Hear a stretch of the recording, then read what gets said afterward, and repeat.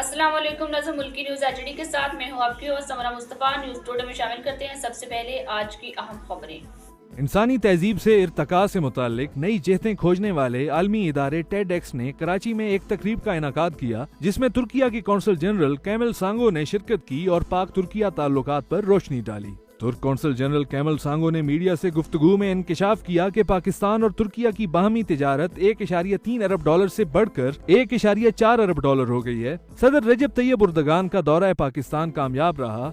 दोनों ममालिक के बाहमी तिजारती हजम को 5 अरब डॉलर तक बढ़ाने का अज़्म है। We have huge population, but the trade volume only 1.3, but now it increased 1.4. And everybody knows that last week we had our president's visit to Pakistan. It was a successful visit. We have to reach the 5 billion trade volume. Türkiye के consul general ने मजीद कहा कि पाकिस्तान और तुर्किया की बाहमी तिजारत के लिए Sanat, ज़राअत, IT और केमिकल समेत मुतादिद शोबों में ताउन करेंगे। In the field of agriculture, in the field of chemicals, in the field of textiles, in the field of machineries, in the field of IT, in every sector, there are huge room for increasing our trade potential. TEDx की तकरीब में DG Sindh culture department समेत IT, medical और corporate sector से वाबस्ता शख्सियात ने भी शिरकत की।